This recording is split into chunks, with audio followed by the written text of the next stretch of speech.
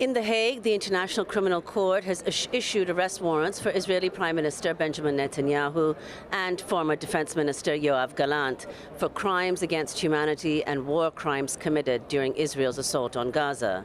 In a statement, the ICC said the Israeli leaders had, quote, intentionally and knowingly deprived the civilian population in Gaza of objects indispensable to their survival, including food, water and medicine and medical supplies, as well as fuel and electricity.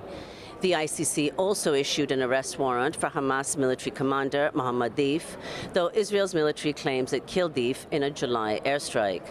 The ICC arrest warrants come a week after a UN Special Committee found Israel's actions in Gaza since October 2023 are, quote, consistent with genocide, including using starvation as a weapon of war and recklessly inflicting civilian casualties. In related news, on Wednesday, the United States vetoed a Gaza ceasefire resolution at the UN Security Council for the fourth time, and the U.S. Senate rejected a resolution brought by Senator Bernie Sanders that sought to block the sale of U.S. tank rounds, bomb kits, and other lethal weapons to Israel. 19 senators supported blocking the arms. For more on all of this, we're joined by Akbar Shahid Ahmed, senior diplomatic correspondent for HuffPost. His latest piece is exclusive. White House says Democrats who oppose weapons to Israel are aiding Hamas. Ahmed, thank you so much for being with us as you write your book on the Biden administration in Gaza called Crossing the Red Line. Clearly, the ICC has ruled that today by issuing arrest warrants for Israeli Prime Minister Benjamin Netanyahu, as well as the former Defense Minister Yoav Gallant. Can you talk about the significance of this move? Yeah, Amy, this is just an absolutely huge development, and it's significant for a number of reasons. It's significant because the ICC has come out and amplified and affirmed the allegations of crimes against humanity, of war crimes. This is one more international body. These are trained international judges with a great deal of respect. This is a court that most of the world is a member of. And they're coming out and saying, look, we think there are reasonable grounds to believe that these major international red lines have been crossed by the Israelis. What's really important to remember is that this isn't just a decision about Israel. By extension, it fundamentally is a decision about the United States, which has been the ultimate enabler of Israel's offensives in Gaza and Lebanon, which are under consideration by the ICC. And even in this ICC statement today, they point out that in the situations where Israel has addressed concerns over what it describes as starvation as a method of warfare, right, depriving civilians, Palestinians of food, water, medical equipment, Israel has really only done so in an extremely arbitrary and what the ICC judges call conditional way in response to the US. So fundamentally, Amy, what we're seeing is the ICC is saying yet again that Israel and the US, as its major enabler and backer, are in the dock and will continue to be in the dock for years to come. This kind of adds to a broader picture in which there are now ICC warrants for the sitting Israeli Prime Minister and former Defense Minister Yoav Gallant, who remains a significant politician in Israel. Simultaneously, there's the genocide case at the ICJ, the International Court of Justice, which is ongoing and will be ongoing for years to come. And there's the Geneva Conventions Conference underway next year regarding kind of similar issues, right? Violations of international law, laws of war, and these really grave abuses that are alleged. So the US and Israel will be kind of on trial on the international stage for years to come.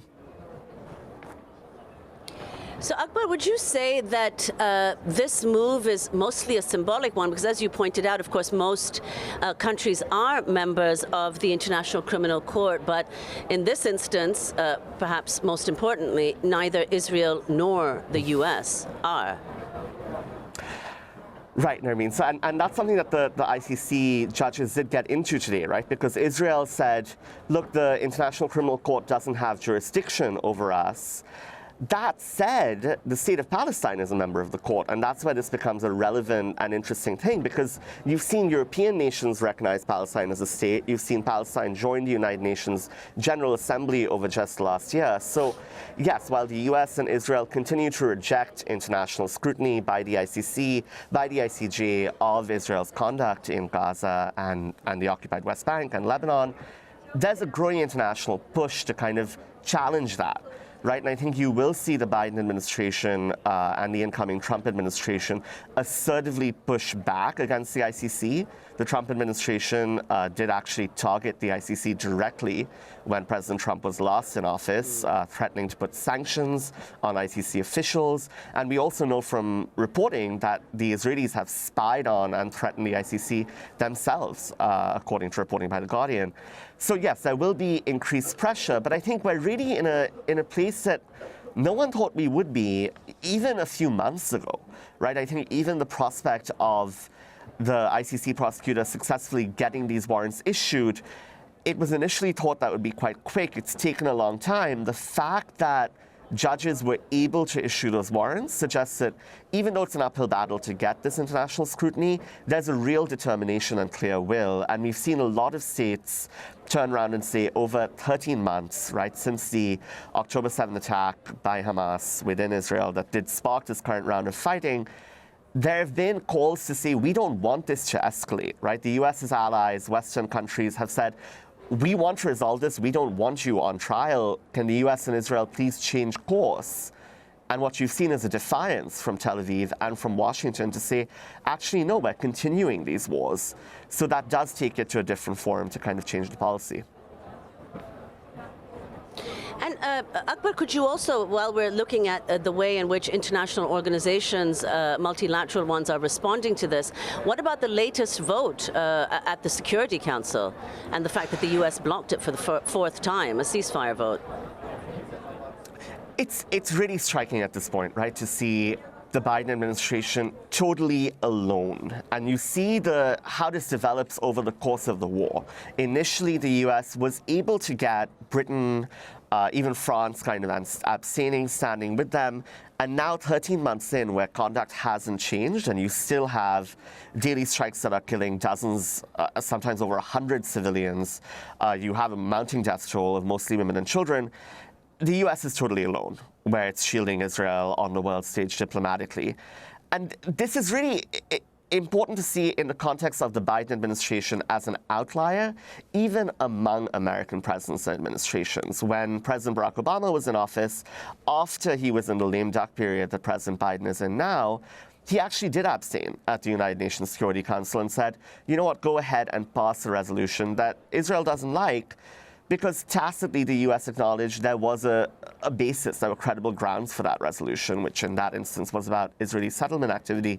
Here, what you're seeing from the Biden administration, even in their dying days, right, 2 months to go, there's an obstinacy, a defiance, and a real commitment to shielding Israel, even if they are totally alone against now their closest allies, Britain, France, and everyone else on the Security Council. So I think the context of that veto kind of presages whatever may come in the next 2 months in terms of the Biden administration allowing any UN scrutiny of the wars. Akbar, I wanted to play Palestine's envoy to the United Nations, Majid Bamia, speaking yesterday. There is no right to mass killing of civilians. There is no right to starve an entire civilian population. There is no right to forcibly displace a people. And there is no right to annexation. This is what Israel is doing in Gaza. Maybe for some we have the wrong nationality, the wrong faith, the wrong skin color. But we are humans, and we should be treated as such. Is there a UN charter for Israel that is different from the charter you all have? Tell us. Is there an international law for them, an international law for us? Do they have the right to kill, and the only right we have is to die?